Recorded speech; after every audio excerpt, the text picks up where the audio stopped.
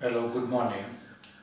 देखते हैं आज का नया टॉपिक स्टार्ट करते हैं अपन। तो आज का जो नया टॉपिक है वो है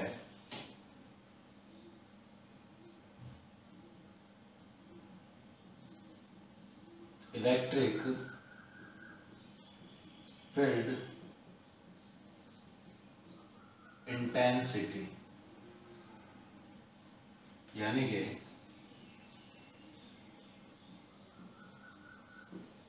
विद्युत क्षेत्र की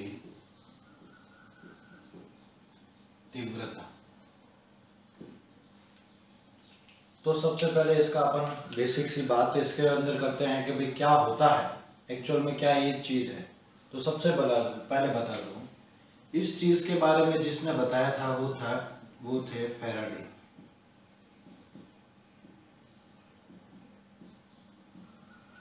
फैराडे ने बताया आपके पास कि जब दो चार्जेस कोई भी एक क्यू, ठीक है, पहले चलो एक चार्ज है, कोई क्यू यहाँ पे बना देता हूँ, कोई यहाँ पर चार्ज है, धनावेश है क्यू, उसके चारों तरफ एक ऐसा क्षेत्र होता है, उसके चारों तरफ एक ऐसा क्षेत्र, एक ऐसा एरिया होता है जहां पर कोई अगर दूसरा चार्ज आता है तो एक फोर्स उसके ऊपर, वो फोर्स को एक फील करता है, ठीक है। तो उसने कहा कि यहां से इंफिनिटी से यहां कहीं से भी एक टेस्ट पार्टिकल क्यू नॉट, और इसको मतलब टेस्ट पार्टिकल बोलते हैं, ध्यान देना, टेस्ट पार्टिकल यानी कि परीक्षण आवेश, और ये हमेशा पॉजिटिव होता है, ये ध्यान रखना, ये हमेशा कैसा होता है, पॉजिटिव। ये समझ लो इस फील्ड के अंदर यहां पर आकर आ गया, तो यहां से इसके बीच की जो दूरी है वो मान लेते हैं आर है, ठीक है। अब ये इसके ऊपर क्या अप्लाई करेगा, फोर्स, और फोर्स अप्लाई करेगा तो दोनों पॉजिटिव होने के कारण ये कहां चला जाएगा, इसका डायरेक्शन किधर होगा, फोर्स ऑफ डायरेक्शन वापस बाहर की तरफ, वापस कहां तक होगा, बाहर की तरफ। तो फैराडे ने सबसे पहले ये आपसे यही बात बोली कि कोई एक चार्ज, जब आपके पास एक चार्ज है तो उसके चारों तरफ एक ऐसा एरिया होता है, जिस एरिया में कोई अगर अनदर चार्ज वहां अगर आपके पास आता है तो एक फोर्स को महसूस करता है, वो रिपल्सन भी हो सकता है या अट्रैक्शन भी हो सकता है। तो पहला पॉइंट तो उसने ये कहा, ठीक है। दूसरा पॉइंट उसने क्या कहा कि भाई क्या यही फोर्स लगा सकता है, ऐसा कोई जरूरी नहीं है। क्यों नहीं है, क्योंकि देखो क्यू नॉट भी तो खुद एक चार्ज है, क्यू नॉट भी तो खुद एक आवेश है, तो इसका खुद का भी एक क्या होगा, एक इसका खुद का भी विद्युत क्षेत्र यानी कि फील्ड एरिया होगा। ये भी क्या करेगा, जब ये क्यू प्लस चार्ज इसके क्षेत्र में दिखेगा तो इसके ऊपर भी एक क्या लगेगा, फोर्स, और उस फोर्स की डायरेक्शन नेगेटिव होगी, जितना इसके ऊपर फोर्स है उसके ऑपोजिट डायरेक्शन में इसके ऊपर फोर्स लगेगा। तो कुल मिलाकर फैराडे ने जो पॉइंट बोला आपसे, फैराडे का पॉइंट क्या था वो देखते हैं। फैराडे ने आपसे कहा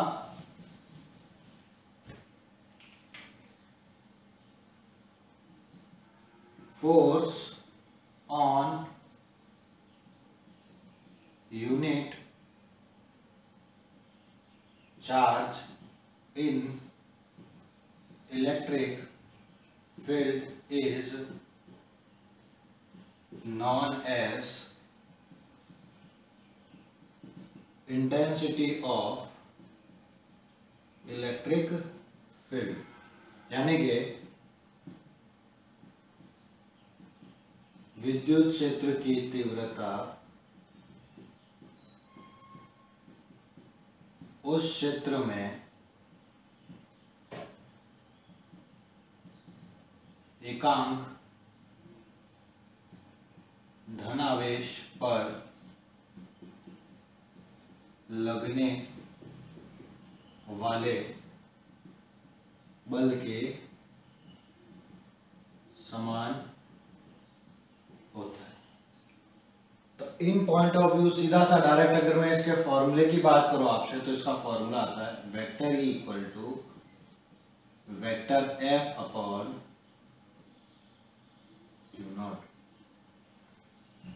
ये हो गया एकांक धनावेश, ठीक है, इन यूनिट इलेक्ट्रिक यूनिट चार्ज के अंदर जितना फोर्स लगेगा, उस यूनिट चार्ज के ऊपर जितना फोर्स लगेगा, उन दोनों का रेशियो आपके क्या कहलाता है, इलेक्ट्रिक फील्ड कहलाता है। इसकी यूनिट क्या हो जाती है भाई, न्यूटन पर कूलम और वोल्ट पर मीटर। ठीक है, और ये आपके पास कैसी क्वांटिटी है, ये वेक्टर क्वांटिटी है। ये कैसा है, वेक्टर क्वांटिटी, यानी कि सदिश है। ठीक है, और इसकी डायरेक्शन कहाँ होगी, डायरेक्शन टुवर्ड्स फोर्स, बल के अनुदिश। इसकी डायरेक्शन कहाँ होगी, इसकी जिस डायरेक्शन में आपका फोर्स होगा उसी डायरेक्शन में आपके पास कौन होगा, वेक्टर ई होगा। ठीक है, एक पॉइंट और बता देता हूं। ठीक है, जैसा समझ लो ये इलेक्ट्रिक फील्ड है आपका, इस डायरेक्शन में आपके पास यहाँ पर पॉजिटिव चार्ज रखा हुआ है, तो जब भी अगर धनावेश होगा, पॉजिटिव चार्ज होगा, तो उसी डायरेक्शन में फोर्स अप्लाई करेगा। तो आपका वेक्टर एफ इक्वल टू होगा क्यू नॉट वेक्टर ई इस डायरेक्शन में। पर अगर यहाँ पर आपके पास अगर नेगेटिव चार्ज होता, तो नेगेटिव चार्ज के लिए उल्टा फोर्स लगता है, जैसा आपको मैंने बताया था अभी पहले। तो यहाँ पर ये एफ क्या हो जाएगा, vector F equal to minus Q naught vector. तो ये ध्यान रखिए, छोटा सा एक पॉइंट और है कि अगर आपका वेक्टर ई राइट साइड में है, लेफ्ट टू राइट जा रहा है, वहां पॉजिटिव अगर चार्ज है तो फोर्स भी उसी डायरेक्शन में होगा, और अगर नेगेटिव चार्ज है तो फोर्स उसके ऑपोजिट डायरेक्शन में होगा। ठीक है, तो सबसे पहले आप एक बार इस चीज को नोट कर लें।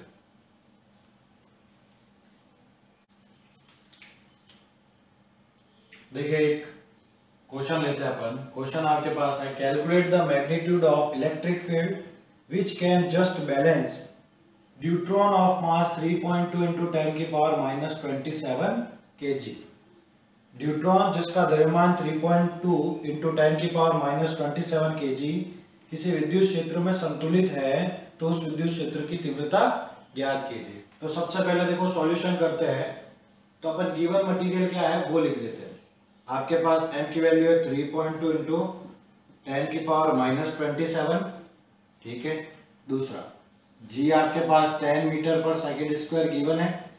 ठीक है, फिर आपके पास न्यूट्रॉन है, न्यूट्रॉन है तो चार्ज कितना होगा 1.6 इंटू 10 की पावर माइनस 19 कूलम। ठीक है, तो अब देखो सबसे पहले आपके पास फॉर ई निकालना आपको। तो ई इक्वल टू क्या होता है, एफ अपॉन क्यू नॉट।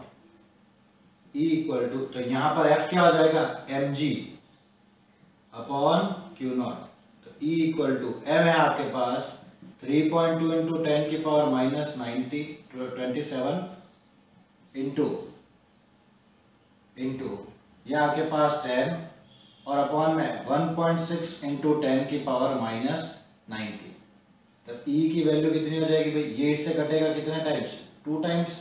ये तो 2 आ जाएगा मल्टीप्लाई, ये देखो ये माइनस 19 है, ऊपर गया तो ये हो जाएगा प्लस का 19 और ये 120 और ये माइनस का 27 है, तो 7 बचेगा न्यूटन पर कूलम।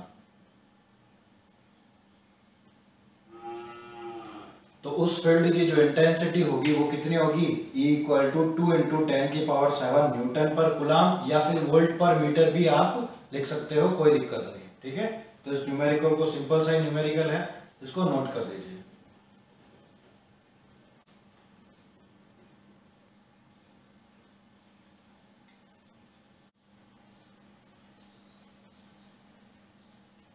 देखिए question, find the intensity of electric field due to electron in vacuum at 1 meter distance. एक इलेक्ट्रॉन के कारण निर्वात में 1 मीटर दूरी पर विद्युत क्षेत्र की तीव्रता ज्ञात कीजिए। तो सिंपल सा, सबसे पहले आपको जो गिवन होता है वो आप नोट कर लीजिए। एक तो आपको गिवन है एक इलेक्ट्रॉन, यानी कि Q इक्वल टू आपका 1 इलेक्ट्रॉन है, E यानी कि 1.6 इंटू 10 की पावर माइनस 19 कूलम। R कितना आ जाएगा 1 मीटर। ठीक है, ठीक है। अब देखो निर्वात है तो आपको एप्सिलॉन नॉट यूज करना है वहां पे। ठीक है, तो E का फॉर्मूला क्या होता है, KQ अपॉन R स्क्वायर। तो E इक्वल टू क्या आपका था 9.9 इंटू 10 की पावर 9 और Q आपका 1.6 इंटू 10 की पावर -19 और ये आपका है 1 स्क्वायर। तो E आपका कितना हो जाएगा 16 इंटू 9 करोगे तो 144 ये पॉइंट और इंटू 10 की पावर -10। पॉइंट मैंने कहा था एक डिजिट के बाद होना चाहिए हमेशा, तो 1.44 इंटू 10 की पावर -9 न्यूटन पर कूलम ये आपका आंसर हो गया। तो सिंपल सा न्यूमेरिकल है, नोट कर लीजिए इसे। देखते हैं नेक्स्ट टॉपिक।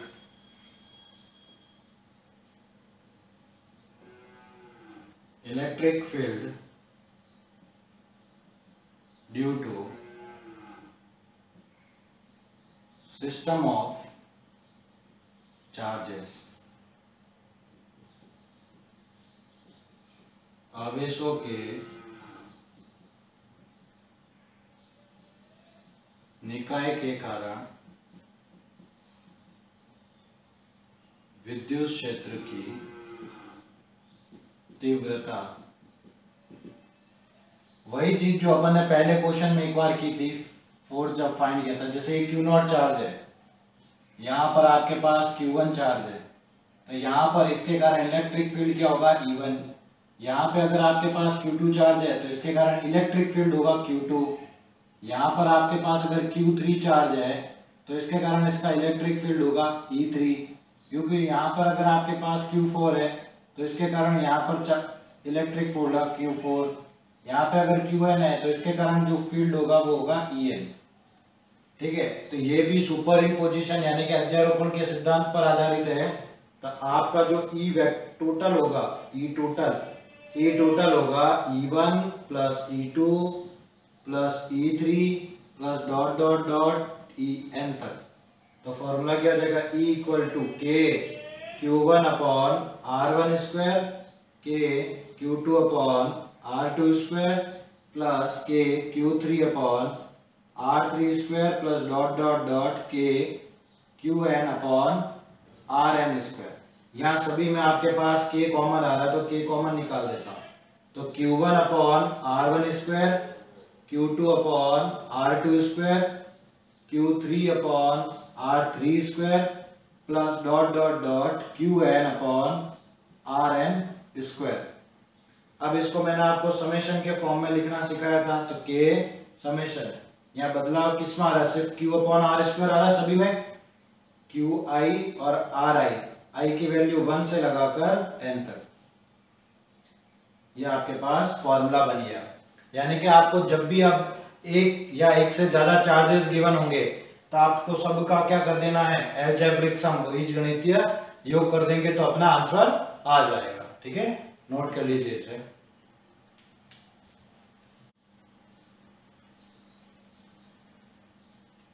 देखिए question, find the intensity of electric field due to electron in vacuum at 1 meter distance. एक इलेक्ट्रॉन के कारण निर्वात में 1 मीटर दूरी पर विद्युत क्षेत्र की तीव्रता ज्ञात कीजिए।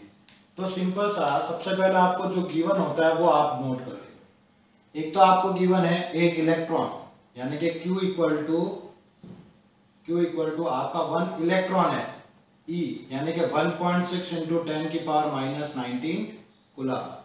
R कितना आ जाएगा 1 मीटर। ठीक है, ठीक है। अब देखो निर्वात है तो आपको एप्सिलॉन नॉट यूज करना है वहां पे। ठीक है, तो E का फॉर्मूला क्या होता है, KQ अपॉन R स्क्वायर।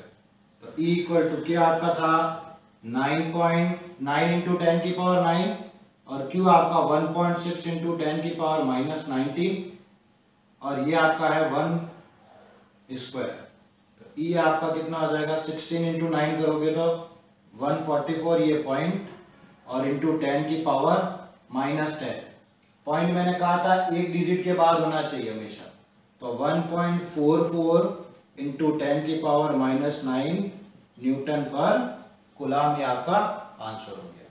तो सिंपल सा न्यूमेरिकल है, नोट कर लीजिए इसे।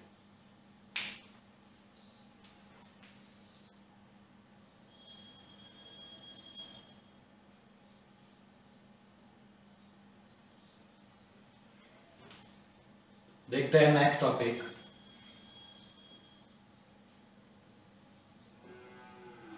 Electric field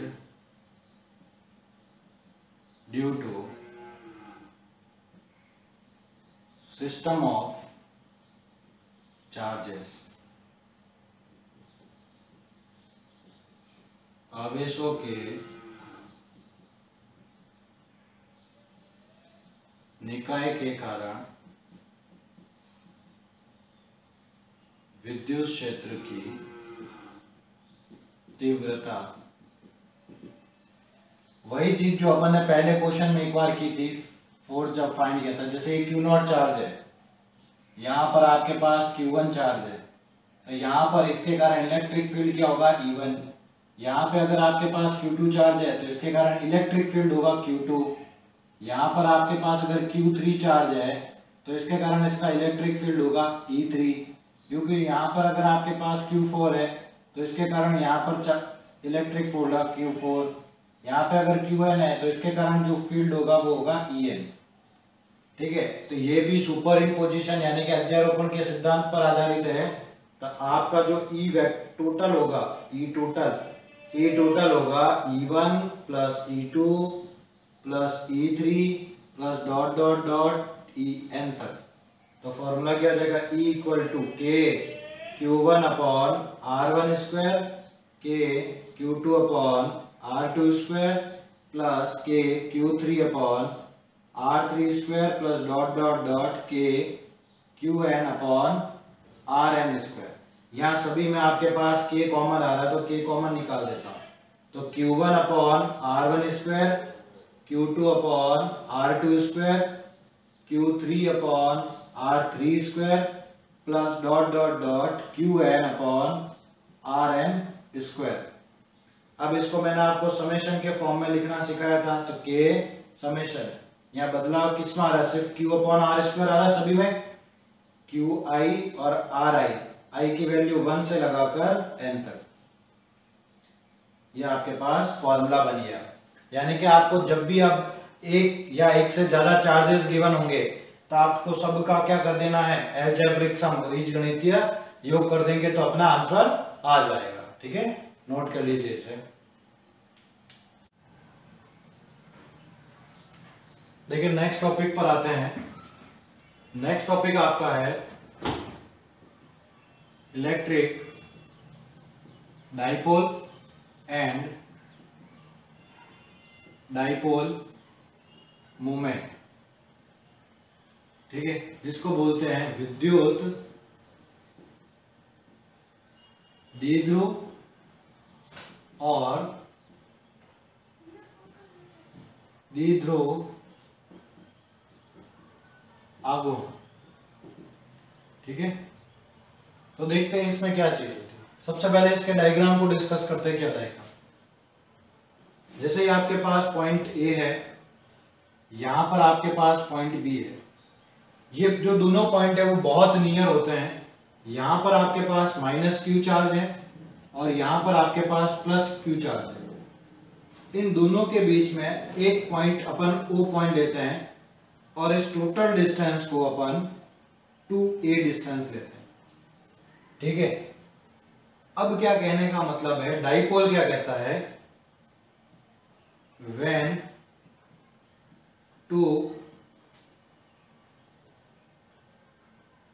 two charges opposite in nature, opposite in nature and equal in magnitude are placed at a very short distance, then this system is called electric dipole. Hindi में क्या होगा, जब दो समान मापांक व भिन्न भिन्न प्रकृति के आवेश एक दूसरे से अति अल्प दूरी पर रखे जाते हैं तो उस निकाय को विद्युत द्विध्रुव कहते हैं। ठीक है, उस निकाय को अपन क्या कहते हैं? विद्युत द्विध्रुव कहते हैं। अब देखो क्या होता है कि भाई इसका अगर ये डेफिनेशन आ गई तो इसका फॉर्मूला क्या होगा, देखते हैं फॉर्मूला। ठीक है, तो विद्युत द्विध्रुव यानी कि इलेक्ट्रिक डाइपोल इक्वल टू होता है, इधर आ जाता हूं, विद्युत द्विध्रुव यानी कि इलेक्ट्रिक डाइपोल आपके पास होता है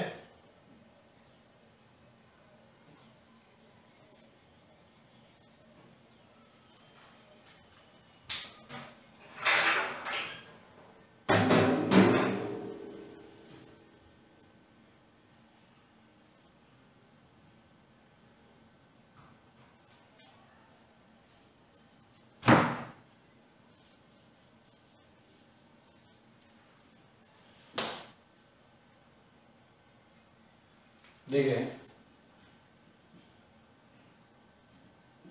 तो विद्युत द्विध्रुव यानी कि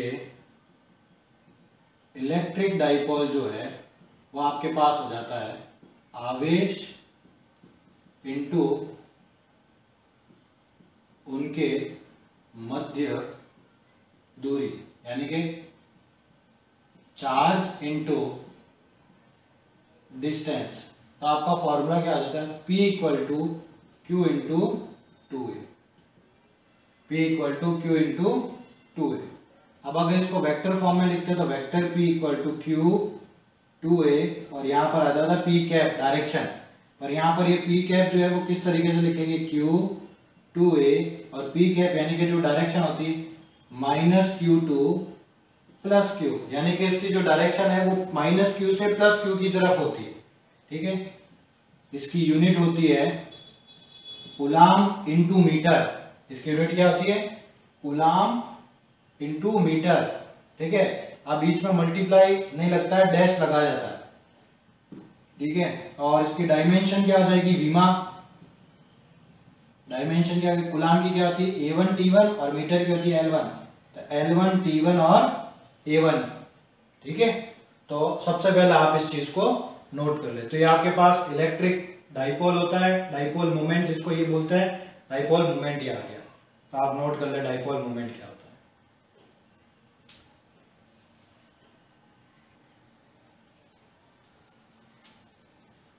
देखिए क्वेश्चन आपके पास, find the electric dipole moment if distance between Na+ and Cl- is 1.28 angstrom. विद्युत द्विध्रुव आघूर्ण ज्ञात कीजिए यदि Na+ व Cl- के मध्य दूरी 1.28 एंगस्ट्रॉम हो। तो देखो क्या करना है सॉल्यूशन में आपको, सबसे पहले तो जो गिवन है उसको लिख लो। ठीक है, अब देखो Na+ या Cl-, ठीक है, एक एक इलेक्ट्रॉन का ही आ रहा है, तो आपका Q इक्वल टू क्या हो जाएगा? 1.6 इंटू 10 की पावर माइनस 19 कूलम। फिर डिस्टेंस जो अपन 2a लिखते हैं, डिस्टेंस को, तो वो कितनी है? 1.28 एंगस्ट्रॉम, और एंगस्ट्रॉम को अपन क्या लिखते हैं? 10 की पावर माइनस 10 मीटर। बस आपका अब इलेक्ट्रिक डाइपोल मोमेंट यानी कि विद्युत द्विध्रुव आघूर्ण P इक्वल टू क्या हो जाएगा? Q इंटू टू ए।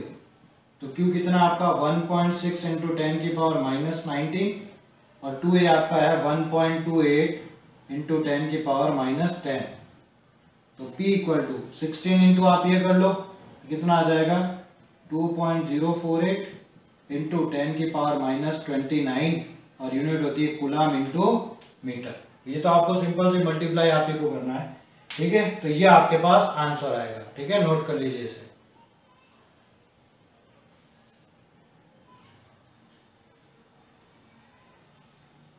देखिए नेक्स्ट, नेक्स्ट क्या है, अगर डाइपोल के, जैसे डाइपोल है, डाइपोल के एक्सियल डायरेक्शन में अगर आपके पास कोई पॉइंट हो, ठीक है, तो उसके ऊपर कितना इलेक्ट्रिक फील्ड जनरेट होगा, उसके ऊपर कितना फोर्स लगेगा, वो कैलकुलेट करते हैं। ठीक है, electric field at any point due to electric dipole at axial direction. ठीक है,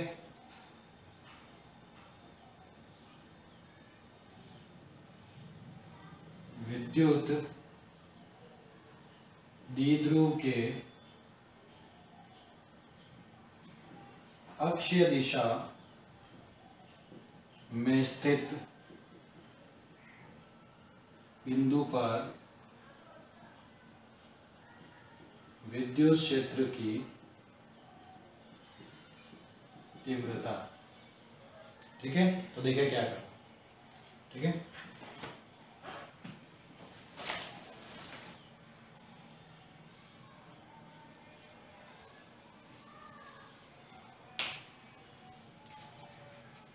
तो देखिए क्या करना,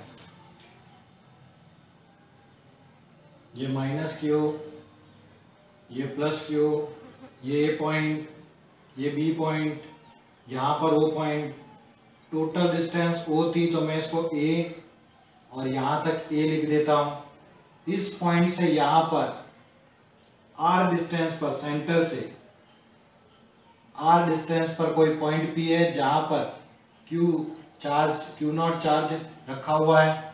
ठीक है, टेस्ट पार्टिकल है, तो इस पॉइंट पर आपको इलेक्ट्रिक फील्ड इंटेंसिटी फाइंड करनी है। तो इसकी डायरेक्शन क्या होगी, इधर की तरफ पी कैप होगा आपका।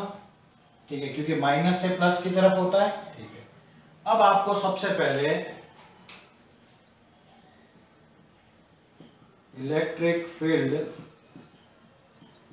इंटेंसिटी एट पॉइंट ए, बिंदु ए पर विद्युत क्षेत्र की तीव्रता, तो इसको क्या कह दिया, E1 वेक्टर इक्वल टू के माइनस क्यू अपॉन यहां से यहां तक की डिस्टेंस। तो देखो क्या होगा, ए प्लस आर, क्या होगा, डिस्टेंस ही होगी, या आर प्लस ए का होल स्क्वायर, और डायरेक्शन क्या है, पी कैप। ठीक है, दूसरा यूं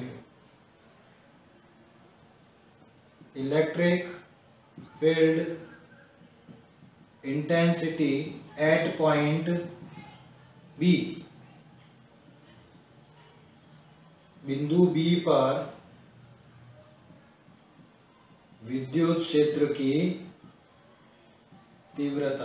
तो आपके पास E2 वेक्टर क्या हो जाएगा, E2 वेक्टर इक्वल टू के क्यू अपॉन, तो यहां पर Q है, के क्यू अपॉन ये डिस्टेंस, तो ये क्या होगा, R में से A हटा दो तो R माइनस ए का होल स्क्वायर, और डायरेक्शन इसकी भी क्या होगी, पीक है। ठीक है, अब यहां पर अपने को क्या निकालना है, रिजल्टेंट। रिजल्टेंट कैसे निकालते देखते हैं। ठीक है, then electric field intensity at P, बिंदु P पर विद्युत क्षेत्र की तीव्रता। तो EP equal to vector E1 plus vector E2। तो EP इक्वल टू क्या हो जाएगा, देखो यहां से एक स्क्वायर से लिख सकता हूं, माइनस के Q upon are plus A का होल स्क्वायर, और ये पी कैप, इसको क्या लिखूंगा, K Q upon R minus A का होल स्क्वायर, और ये P cap. EP equal to, यहां से कॉमन क्या आ रहा है, के क्यू, यहाँ अपॉन में क्या बच जाएगा, -1 अपॉन आर प्लस ए का whole square plus 1 upon R minus A का होल स्क्वायर, और बाहर आपका है पी कैप। ठीक है, तो देखो वेक्टर EP इक्वल टू ये के क्यू, यहाँ पर एलसीएम क्या आएगा, आर प्लस ए का होल स्क्वायर और आर माइनस ए का होल स्क्वायर क्रॉस मल्टीप्लाई। देखो इसका होल स्क्वायर क्या होगा, R square plus A square minus 2ar, यहाँ माइनस का है तो क्या हो जाएगा माइनस का आर स्क्वायर माइनस का ए स्क्वायर और प्लस का 2ra। इसको इधर भेजोगे तो सभी प्लस के, तो R square plus A square और प्लस 2ra, और यहाँ पर आपका बार है पी के, तो आर स्क्वायर से आर स्क्वायर, ए स्क्वायर से ए स्क्वायर गया, तो ईपी इक्वल टू ऊपर हो गया आपके पास ये के क्यू, ऊपर ही हो जाएगा 4ra अपॉन, अब देखो a प्लस बी और a माइनस बी क्या होता है ए स्क्वायर माइनस बी स्क्वायर का होल स्क्वायर, और यहाँ पर आपके पास है पी के।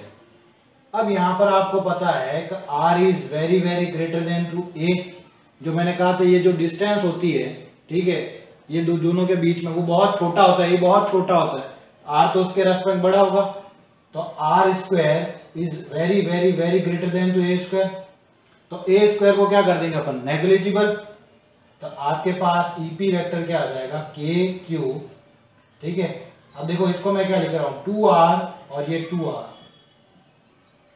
और ये 2, अब यहां पर नीचे क्या आ जाएगा आर स्क्वायर का होल स्क्वायर और ये आपका पीक है, ठीक है। अब देखो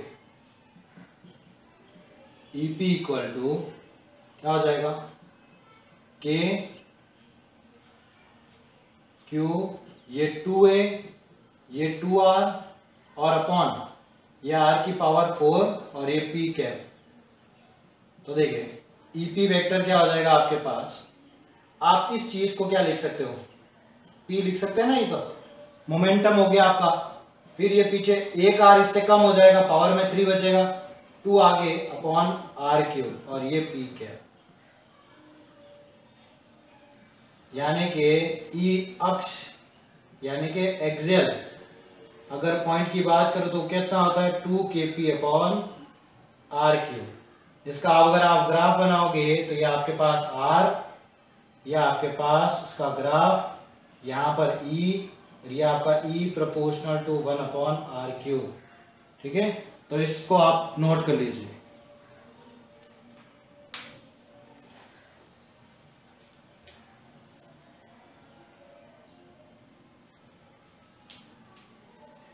देखिए नेक्स्ट आता अपने पास electric field at any point due to electric dipole at equator direction, यानी कि विद्युत द्विध्रुव के निरक्ष दिशा में स्थित बिंदु पर विद्युत क्षेत्र की तीव्रता। देखो कैसे करेंगे वो ध्यान दें,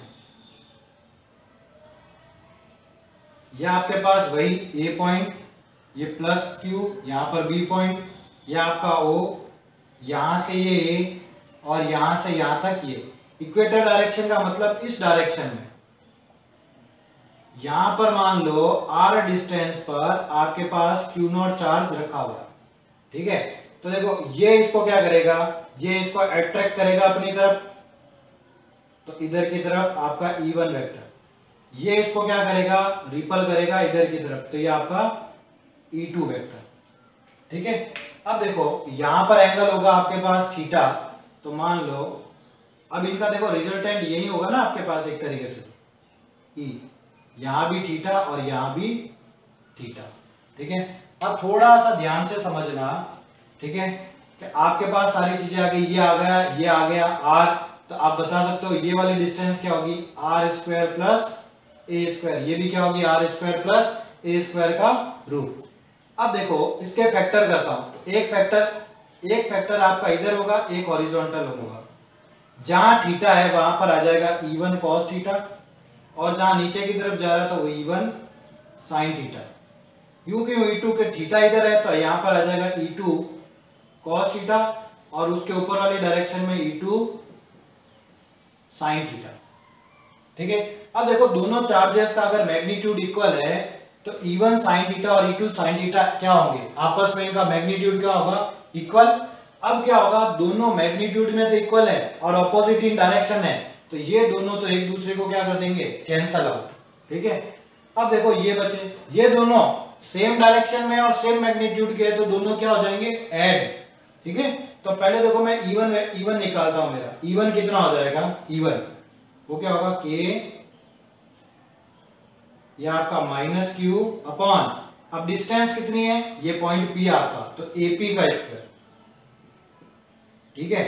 तो ये कितना हो जाएगा, माइनस का KQ अपॉन AP, यही root R square plus A square होगा। रूट को सॉल्व कर दिया तो सिर्फ R square plus A square आएगा। यूं क्यों, E2 क्या आ जाएगा आपके पास, KQ अपॉन BP स्क्वायर। तो ये भी आपके पास क्या है, BP भी आपके पास R square plus A square ही होगा, ठीक है। अब देखिए आपके पास, अब आपको क्या निकालना है, रिजल्टेंट। अब देखो रिजल्टेंट निकालते हैं, ठीक है। तो रिजल्टेंट किधर होगा, इधर की तरफ होगा, लेफ्ट डायरेक्शन में। तो देखो मेरा वेक्टर E क्या होगा, E1 cos theta plus E2 cos theta, और डायरेक्शन क्या है इसकी, माइनस पी कैप। इधर किधर, माइनस क्यू से प्लस क्यू इधर होती है पी कैप, पर ये इधर है तो माइनस का पी कैप। तो देखो वेक्टर E इक्वल टू क्या हो जाएगा, अब देखो E1 और E2 दोनों मैग्नीट्यूड में सेम है, ठीक है। तो E1 इक्वल टू क्या हो जाएगा, E1 cos थीटा, और ये भी क्या होगा, E1 cos थीटा। मैग्नीट्यूड चाहिए इनको, यहाँ पर ये देखो मैग्नीट्यूड चाहिए आपको, ठीक है। तो दोनों इक्वल होंगे, और यहाँ पर ये माइनस का पीक है। तो वेक्टर E इक्वल टू ये कितना हो जाएगा, 2E1 cos थीटा, और ये माइनस का पीक है। Vector E equal to 2, E1 कितना हो जाएगा, कोई भी एक लिख दो, तो KQ upon R square plus A square का ए स्क्वायर कॉस थीटा। यहाँ थीटा है, कॉस थीटा क्या होता है, आधार बट्टा कर्ण, यानी कि बेस अपॉन हाइपोटेनियस, कहीं से भी ले लो। बेस आपका है ए, हाइपोटेनियस आपका root R square plus A square, और डायरेक्शन है माइनस का पी कैप। तो वेक्टर E इक्वल टू, देखो इसको ऐसे लिखता हूं, Q2A upon R square plus A square की होल पावर 3/2, और डायरेक्शन है माइनस का पी कैप। तो वेक्टर E इक्वल टू कितना हो जाएगा, इस चीज को अपन क्या लिख सकते हैं, P। तो KP upon R square plus A square की होल पावर 3/2, डायरेक्शन है माइनस पी।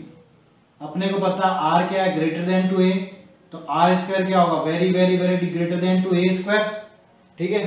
तो यहां पर अपन पुट कर देते हैं, तो देखो क्या हो जाएगा, वेक्टर E इक्वल टू, यहां पुट करेंगे तो क्या होगा, KP अपॉन ए स्क्वायर वाला 0, 3/2, और माइनस का पी है।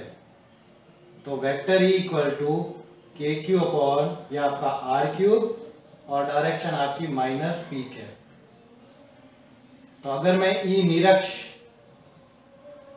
यानी कि इक्वेटर की बात करता हूं, तो मेरे पास फॉर्मूला क्या आएगा, KQ अपॉन RQ, ठीक है। अब मुझे देखो दोनों में अगर रेशियो निकालना, E axial upon E equator, तो वहां पर आपके पास यहाँ 2 में मल्टीप्लाई आया था, दोनों का डिवाइड करोगे तो इक्वल टू में क्या आ जाएगा, सिर्फ 2। तो ये आपके पास का फॉर्मूला बन गया, ठीक है। तो नोट कर ले आप इसको, और अगर इसका ग्राफ बनाते हो तो वही ग्राफ R, ये आपका E, और ये आपका E प्रोपोर्शनल टू 1/R। तो इसको भी आप नोट कर लें।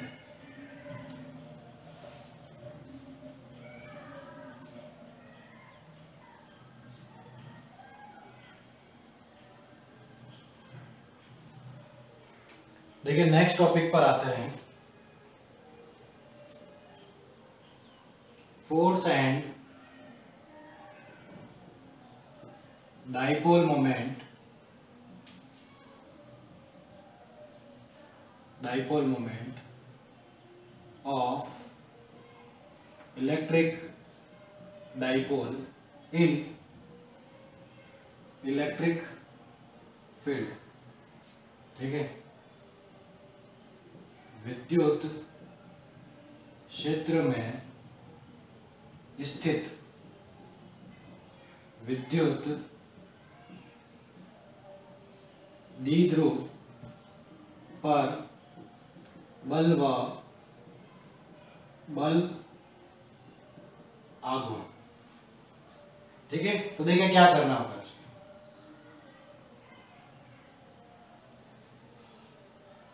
मान लो यह आपके पास इलेक्ट्रिक फील्ड है, ये आपका इलेक्ट्रिक फील्ड है। यहाँ पर मैंने एक डाइपोल को रख दिया, यहाँ पर प्लस क्यू, यहाँ पर माइनस क्यू, यह आपका ए पॉइंट, यह आपका बी पॉइंट, यहाँ पर आपके बीच में होगा ओ पॉइंट। मान लो ये इसके साथ थीटा एंगल पर है, ठीक है। तो अब देखो क्या होगा, अब क्या होगा, प्लस क्यू चार्ज होता है, जिस डायरेक्शन में आपका इलेक्ट्रिक फील्ड होता है मैंने बताया था उसी डायरेक्शन में आपका फोर्स एफ होता है। F equal to Q E आता है यहाँ पे, और जहां नेगेटिव होता है नेगेटिव में उल्टा होता है, तो वेक्टर एफ इक्वल टू हो गया माइनस का क्यू ई, ठीक है। अगर आपको टॉर्क निकालना है तो इन दोनों के बीच की परपेंडिकुलर डिस्टेंस सी के, मान लो सी पॉइंट, और इन दोनों के बीच क्या परपेंडिकुलर, ठीक है। अगर ये थीटा है तो यहाँ भी थीटा ही बनेगा। ये टोटल डिस्टेंस अपन 2a लेते थे, ये टोटल डिस्टेंस अपन 2a लेते थे, जहां थीटा होता है तो वो डिस्टेंस क्या होती है कॉस की, और जो दूसरी सामने वाली होती है उसको लिखते हैं साइन से, तो 2a cos थीटा, ठीक है। अब आपको निकालना है सबसे पहले बल, यानी कि फोर्स, ठीक है। तो देखो क्या होगा, एफ वेक्टर एफ क्या होगा, vector F1 plus vector F2, तो कितना हो गया भाई, वेक्टर एफ इक्वल टू ये आपका QE और ये आपका माइनस का QE, तो टोटल एफ आपका आ गया 0। यानी कि टोटल एफ आने का 0 का मतलब है कि ये जो डाइपोल होता है वो इस विद्युत द्विध्रुव यानी कि इस इलेक्ट्रिक फील्ड के अंदर इक्विलिब्रियम कंडीशन में होता है। इसके ऊपर किसी भी तरीके का नेट फोर्स नहीं लग रहा है। नेट फोर्स यानी कि दोनों एक दूसरे को इक्विलिब्रियम रखने की कोशिश कर रहे हैं, तो ये तो आ गया इसका फोर्स। अब अपन इसका निकालते हैं डाइपोल मोमेंट, बल आघूर्ण निकालते हैं, यहां पर लिख देता हूं।